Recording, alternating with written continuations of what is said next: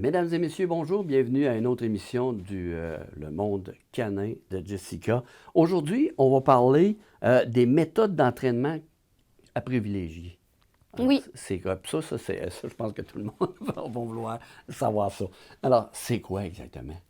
Bien, en fait, c'est juste important de comprendre que, tu sais, il y a beaucoup de méthodes d'apprentissage. Donc, en général, autant le chien que tout être vivant, on apprend par les lois du conditionnement.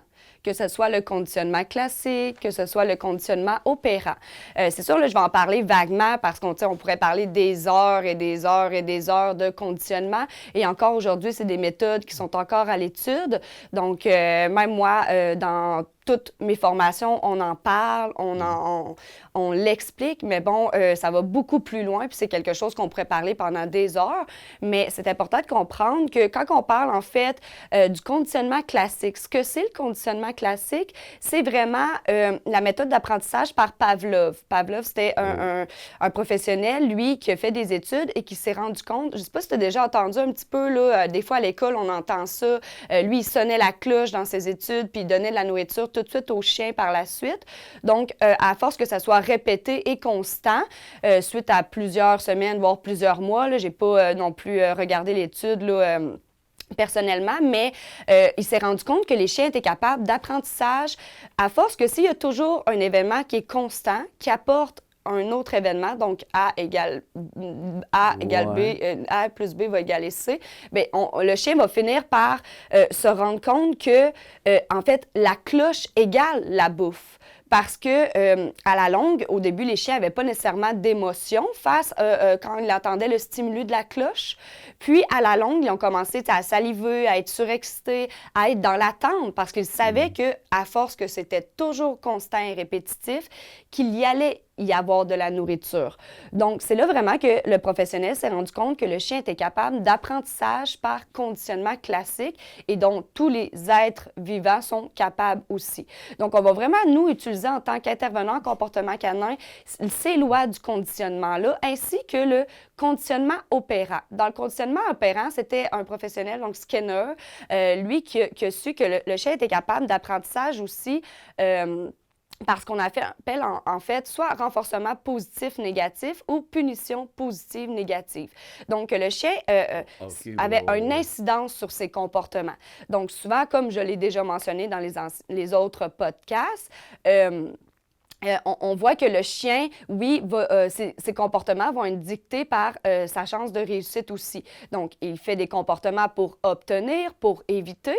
Donc, c'est un petit peu ça que Skinner, lui, a apporté. C'est que si le chien effectue un comportement pour obtenir quelque chose et qu'en effectuant ce comportement-là, il l'obtient, bien, ce comportement-là va être renforcé. Donc, il risque de le reproduire. Si un chien effectue un comportement pour obtenir X, Y chose et ne l'obtient pas, bien, ce comportement-là risque d'être évidemment plus éliminé. Et aussi, il a vu que si le chien effectue un comportement et qu'il est justement, qu'il a, exemple, une punition positive, bien évidemment, c'est sûr que ça brime un peu le chien de vouloir reproduire le comportement. Donc, c'est un petit peu les méthodes qu'on voyait là, un petit peu dans les années ultérieures. Donc, les gens utilisaient beaucoup la punition positive, donc tout ce qu'on voit avec les outils, que ce soit le collier électrique à choc, que ce soit le choker qui va apporter en fait un événement désagréable qui va venir à plus éviter que le chien veuille de nouveau reproduire ce type de comportement-là. Et évidemment, les professionnels, les dresseurs, il y a quelques années, bien, c'est sûr, c'est des méthodes qui fonctionnent. Pour fonctionner, ça fonctionne, la punition positive, etc. Sauf que, comme je l'ai mentionné auparavant, est-ce qu'on veut vraiment que notre chien apprenne par peur, par obligation, parce qu'il a peur d'être blessé, ou par peur de représailles, ou on veut que notre chien apprenne par plaisir, par envie, puis par motivation? Donc, comme je l'ai mentionné aussi, maintenant, les gens voient vraiment le chien comme un animal qui fait partie, un membre de la famille. Donc maintenant, pour eux, le bien-être animal, c'est de plus en plus important. Les gens se questionnent, les gens veulent vraiment aller dans des méthodes d'apprentissage qui sont plus éthiques, qui vont plus encourager l'animal, qui vont motiver l'animal. Donc, c'est ce qu'on voit aujourd'hui. Quelles méthodes sont à privilégier? tant qu'à moi, si on se fie vraiment, même si les méthodes coercitives fonctionnent et qu'on peut des fois obtenir un résultat qui est rapide, pour moi, c'est inconcevable aujourd'hui d'utiliser encore des méthodes coercitives, surtout sachant maintenant toute l'évolution qui s'est faite à travers l'entraînement animal. Maintenant, on est en meilleure connaissance, on connaît des meilleures techniques qui fonctionnent même beaucoup mieux parce que maintenant, on s'est même rendu compte qu'avec des méthodes coercitives, souvent, ça augmentait l'agressivité chez les individus, ça augmentait le stress, ça augmentait aussi l'anxiété, ça venait à diminuer la relation qu'on avait avec notre chien, évidemment, parce que même s'il reproduisait les comportements, il ne le faisait pas nécessairement, comme je l'ai dit, par plaisir, mais bien par peur de représailles, puis parce qu'il voulait éviter à tout prix une douleur ou un événement là, soudain, stressant, coercitif. Donc, pour moi, c'est vraiment primordial maintenant qu'avec toutes les connaissances que nous avons, d'aller évidemment dans des méthodes d'entraînement qui sont dites positives. Oui, mais sauf que, moi, donner un exemple, nous autres, parce que là, veut pas, là, on a une vieille mentalité à changer là, avant d'arriver à ça. Et ce que je me demandais, un exemple, c'est comment, dans le niveau des comportements, un exemple, le chien fait ses besoins dans la maison. Comment est-ce qu'on peut dresser un chien qui fait ses besoins dans la maison sans cette méthode-là, sans la méthode... Coercitive? Ouais. Bien, facilement en faisant plus de gestion environnementale. Donc, moi, on le sait qu'un chiot n'a pas la vessie aussi développée qu'un chien adulte. Il est en apprentissage. C'est comme un jeune enfant. C'est comme ça serait de dire bien, comment on peut montrer à notre enfant à être propre sans y taper ses doigts chaque fois qu'il fait pipi dans sa couche. Bien, c'est parce on va être proactif dans nos entraînements, dans nos apprentissages. Donc, exemple pour l'enfant, on va lui demander souvent est-ce que tu as envie d'aller aux toilettes? On va l'apporter aux toilettes, on va le renforcer dans le sens quand il va faire pipi sur le pot, yeah, une petite gommette, ou juste t'es une grande fille, t'es un grand garçon. Bien, c'est un peu le même principe pour les chiens. Donc, comment qu'on peut apprendre la propreté ou peu importe quel comportement ou quel apprentissage à un chien sans utiliser le coercitif? Bien, c'est en utilisant des meilleurs outils de gestion. C'est en sortant notre animal, en utilisant un entraînement qui est proactif. Donc, exemple, au niveau de la propreté, c'est de le sortir plus souvent que pas assez et de renforcer les besoins à l'extérieur. Comme ça, si le chien voit que c'est payant de reproduire ses besoins à l'extérieur, puis qu'en faisant une bonne gestion, le chien ne peut pratiquement pas reproduire ses besoins à l'intérieur parce qu'on fait une bonne gestion de le surveiller, de le sortir plus souvent que pas assez, d'être attentif aux signaux quand le chien commence à avoir envie. Souvent, les chiots vont commencer à vouloir s'éloigner de nous, à vouloir s'éloigner de l'environnement principal parce qu'un chien, habituellement, va faire ses besoins, évidemment, à l'endroit où il ne se nourrit pas, où, évidemment, il ne dort pas, question de propreté, salubrité.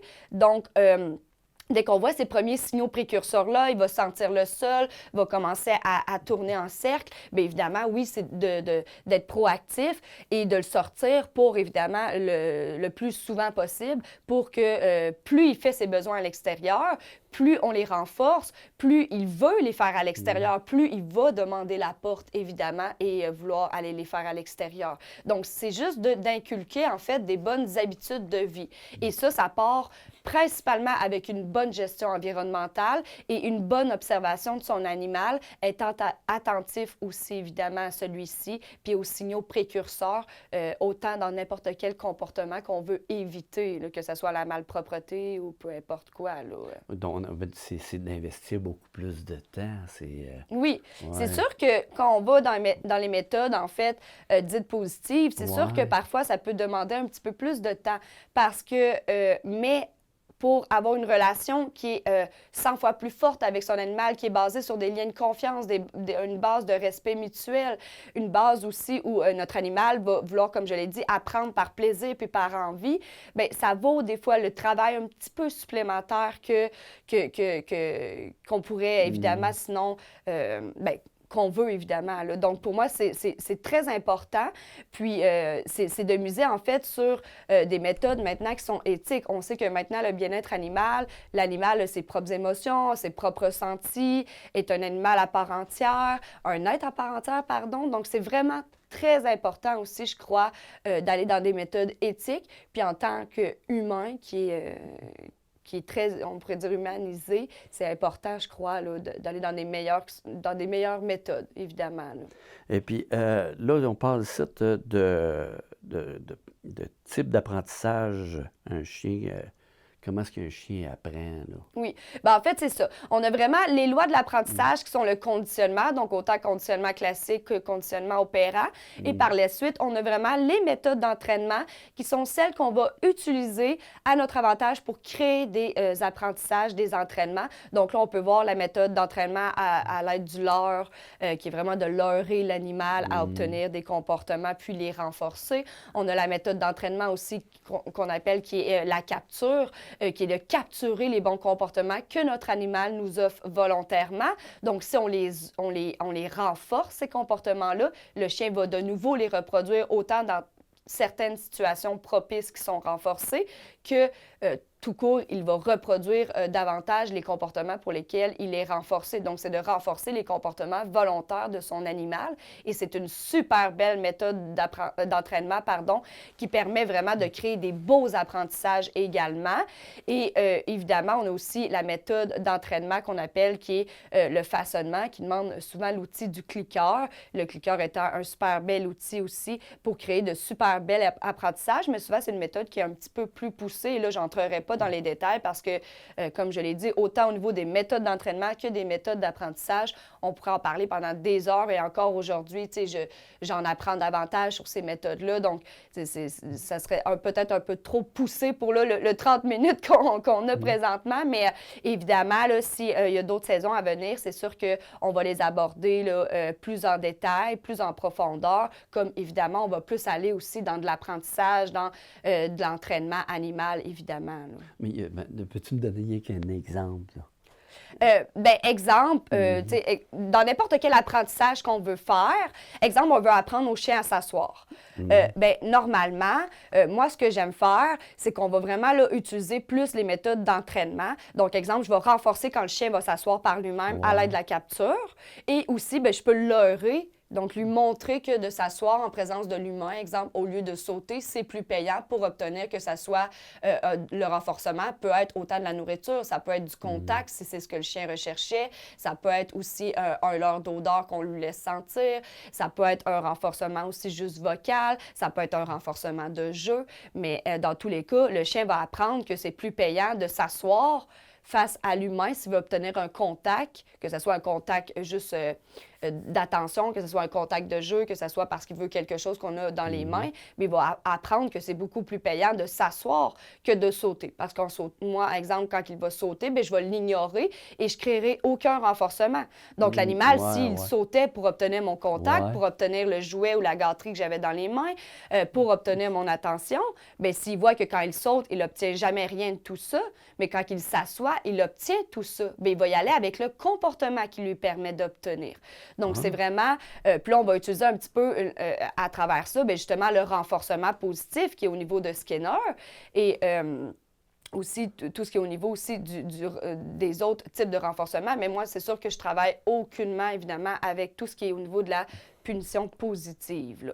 OK. Et puis là, c'est ça, le renforcement différentiel d'un comportement incompatible. Tu appelles ça le DRI. Oui.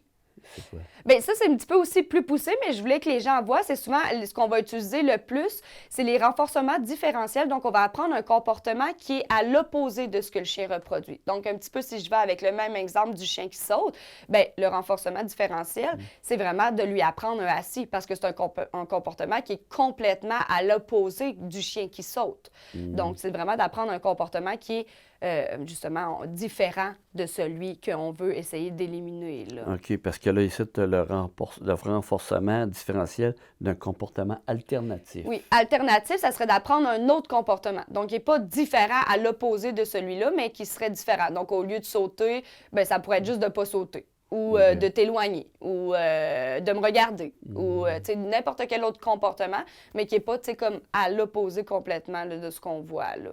OK, attends. OK. Mais ça, c'est des termes qui sont un petit peu plus complexes. Même moi, encore des fois, il faut que je les regarde parce que, oui, je les connais, oui, je les sais, oui, je sais quel est ce terme-là, mais quand même, je ne viendrai pas à mon client et dire « Oh, aujourd'hui, on va apprendre un DARI ou un DARO à ton chien. » On va y aller dans des mots qui sont beaucoup plus familiers, évidemment, pour pas non plus rendre l'entraînement ou l'apprentissage aussi à notre client trop complexe en utilisant des mots qui sont beaucoup trop complexifiés, ces choses-là. Oui. Donc, évidemment, même moi, c'est sûr que ces termes-là, avec d'autres professionnels du milieu, évidemment, dans des formations, ces choses-là, oui, évidemment, c'est les termes qu'on va utiliser. Mais c'est sûr qu'avec mes clients, oui, je vais leur parler un peu quand même du conditionnement pour qu'ils sachent comment leur chien apprend, pour savoir mieux si tu sais comment ton chien apprend, bien, tu vas être en meilleure mesure de pouvoir créer des apprentissages.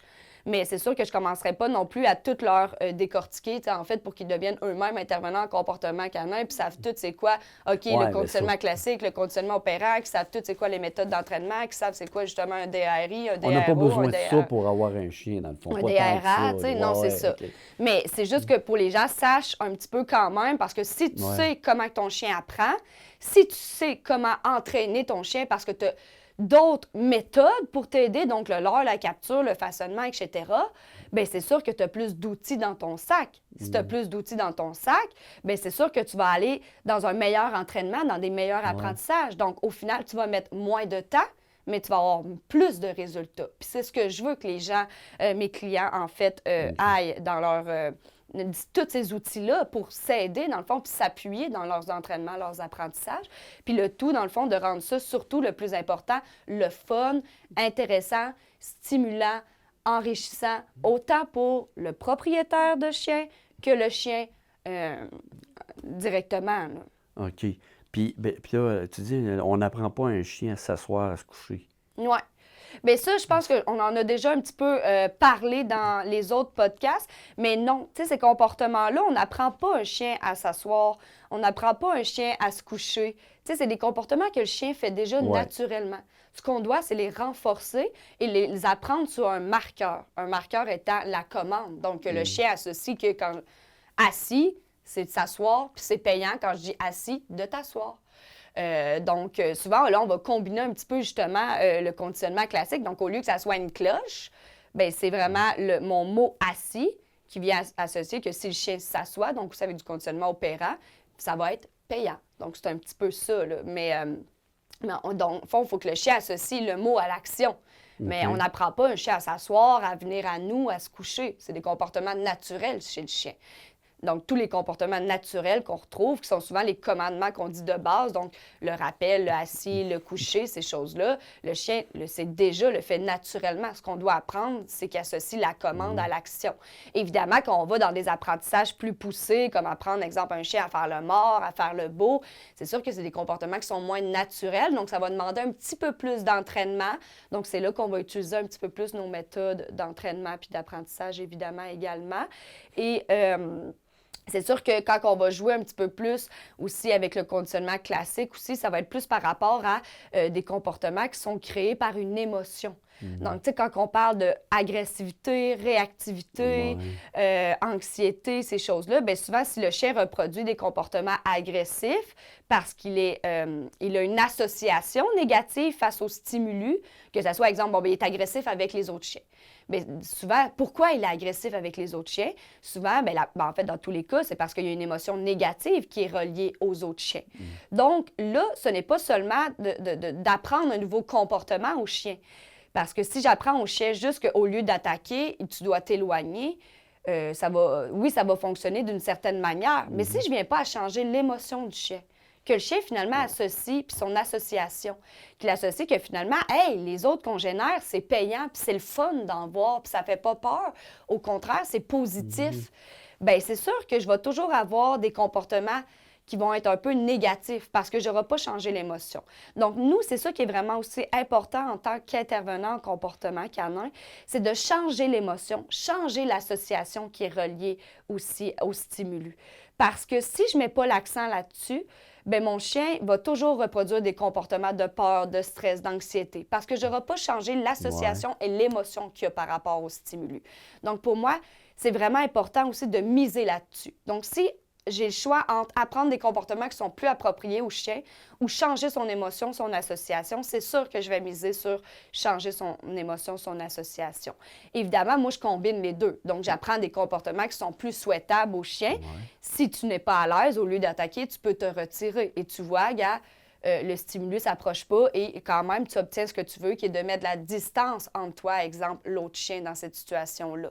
Mais je vais aussi mettre vraiment l'accent sur changer l'émotion et l'association pour qu'il l'associe finalement à l'aide d'exercices, à l'aide du conditionnement classique, que, finalement, les chiens annoncent quelque chose de payant et qu'à un moment donné, le chien qui espère pas en croiser, espère pas en côtoyer parce qu'il a peur, parce qu'il est stressé, finissent par se dire finalement, « Hey, il est où le prochain chien? » Parce que je le sais que finalement, ça annonce quelque chose de payant. Et quand il a le désir de vouloir en apercevoir indirectement, en côtoyer dans des contacts indirects, là, progressivement, je vais... en suivant évidemment la progression du chien, en suivant son temps d'adaptation, on va aller progressivement dans des contacts directs. Évidemment, quand le chien va être à l'aise, quand ça va être lui qui va désirer, qui va être rendu à cette progression-là dans l'apprentissage, jusqu'à ce qu'on soit capable d'aller dans des contacts directs et le chien passe d'un chien qui était ultra agressif avec d'autres chiens à maintenant un chien qui est à l'aise en présence de ses congénères et donc ne démontre plus nécessairement de comportement agressif. Encore là, c'est vraiment du cas par cas. C'est pour ça que c'est pas vrai que, comme je l'ai mentionné, que si un intervenant ou un dresseur vous dit avec votre chien agressif ou ces choses-là, surtout quand les comportements sont reliés à des émotions ou à des mauvaises associations, c'est pas vrai que juste en apprenant votre chien à s'asseoir avec un choker en présence de l'autre chien qu'il va finir par ne plus être agressif. Parce que souvent, les méthodes coercitives vont venir à brimer l'animal, à vraiment à éliminer toute source. Donc, le chien va vraiment tout... se contenir, se ramener ces émotions-là ultérieurement. Donc là, on va avoir un chien qui est vraiment, on dirait que j'ai oublié le mot, là, mais qui va vraiment se refermer sur lui-même. Donc là, ce que ça fait, c'est qu'on vient à vraiment brimer ces comportements-là. Et comme je l'ai mentionné dans mes autres podcasts, les comportements-là sont là pour quelque chose, sont là pour souvent combler des besoins essentiels chez le chien, sont là pour que le chien puisse s'exprimer. Donc, est-ce que je veux brimer ces comportements-là? Non, je veux les comprendre pour être en mesure de changer ces émotions-là qui sont associées à ce stimuli-là, changer ces émotions, ces associations-là, pour, après ça, être capable de changer les comportements. Mais les comportements, souvent, en tout cas, dans la plupart des cas de réactivité, comme j'ai dit, agressivité, souvent, c'est relié à des émotions, des associations. Donc, c'est sûr qu'il faut venir à combiner le tout, là. Donc en gros, si on retient, comme tu dis, si on retient un chien avec un choker puis tout ça, on y enlève pas l'idée d'être agressif. Non, parce que le chien qui est agressif, souvent, c'est parce qu'il est relié à une mauvaise association. Soit il n'aime pas les autres chiens tout court, peu importe, parce qu'il y a eu une mauvaise expérience ou parce qu'il y a eu un manque de socialisation ou parce qu'il y a des congénères qui sont plus indépendants puis qui aiment un peu moins le contact. Mais dans tous les cas, l'émotion, l'association est négative. Donc, je vais juste brimer mon chien dans ses comportements. Donc, oui, la fois que j'ai mon outil, mon choker, etc., ça va fonctionner. Mais la fois qu'il va avoir un contact direct avec le chien, mon chien va toujours quand même à éprouver probablement de l'agressivité parce que l'émotion, l'association n'est pas changée. Et je veux pas que non plus le chien se referme et ne veuille plus non plus exprimer quoi que ce soit.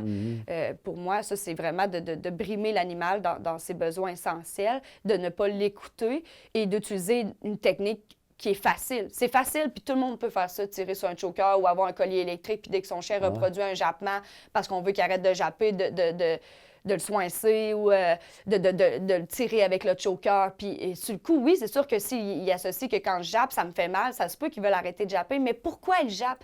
Pourquoi il est agressif? Il y a une raison derrière ça. Donc là, c'est vraiment d'ignorer tout ça, de se foutre un peu de notre chien, de ses émotions, de ce qu'il vit au moment présent pour obtenir, nous, ce qu'on veut, de bien paraître, puis que notre chien, quand on passe, il grogne puis il jappe pas, exemple. Mais ça va au-delà de ça. Donc, nous, ce qu'on veut, c'est aller au-delà de ça, puis aller vraiment au cœur du problème, puis vraiment aller être capable de régler ça plus loin. Donc, de voir plus loin que juste le comportement présent du chien. Bon. Donc, en gros, ce que tu nous conseilles, c'est de ne pas prendre ces méthodes-là, là, les chokers, puis... Oui, en fait, moi, ce que je conseille, c'est ça, c'est de vraiment ne pas utiliser des méthodes punitives parce que dans tous les cas, ça va venir aussi souvent à punir l'apprentissage.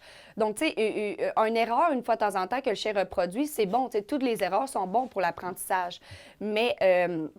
trop d'erreurs répétées en utilisant des méthodes justement coercitives qui viennent à éliminer le désir de l'animal de Ouais. vouloir essayer plein de belles choses pour trouver en fait ce qu'on attend de lui, bien, ça va venir souvent à brimer aussi l'apprentissage. Donc, c'est sûr qu'on essaie vraiment à tout prix d'éviter des méthodes coercitives, des méthodes punitives, d'éviter tout ce qui est les outils, là, le choker, les colliers électriques, les colliers à stimulation. Pour nous, en fait, au niveau aussi même du regroupement des intervenants canins au Québec, c'est vraiment des outils adversifs. Donc, c'est des outils qu'on n'utilise pas du tout, en fait, dans notre regroupement à nous, qui sont même déconseillés fortement. Ouais, à ce point-là, Parce ouais. que, comme je l'ai mentionné, souvent, dans la plupart des cas, soit on va avoir deux résultats. Soit avec les méthodes punitives, le chien va vraiment se renfermer sur lui-même, ne voudra plus reproduire aucun comportement. Et comme je l'ai dit, moi, c'est vraiment pas du tout ce que je recherche parce qu'on va pas au cœur du problème. Donc, ce n'est que mettre un plaster sur le bobo, puis d'obliger le chien à vraiment se restreindre, à tout garder à lui, puis à devenir un toutou qui n'a pas de son, pas d'image, qui ne fait rien.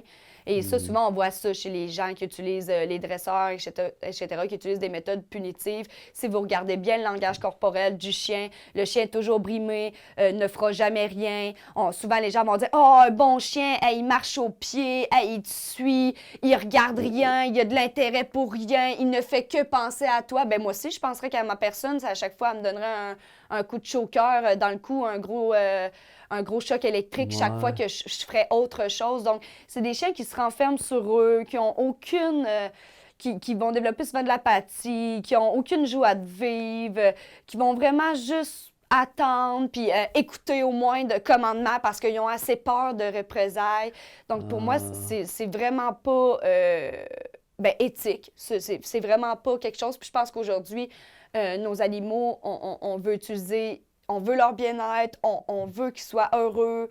Puis comme j'ai dit, on veut qu'ils apprennent par plaisir, on veut qu'ils le fassent par envie. Donc, c'est très important pour moi. Puis, c'est ça, c'est de travailler, dans le fond, un peu avec la base de l'analyse comportementale, là, qui est un petit peu ce qu'on appelle, nous, l'ABC. Donc, rapidement, là, en anglais, nous, on dit antécédent, comportement, qui est behavior, et, aussi, c'est tout ce qui est conséquence, en soit dit en parlant, conséquence n'est pas exactement une conséquence négative, c'est juste le résultat, en fait, qu'on obtient là, aussi. Là. Hey, je te remercie bien, gros. Merci à toi. On se retrouve à la prochaine, on va parler des meilleurs conseils. Oui. Merci beaucoup. Merci.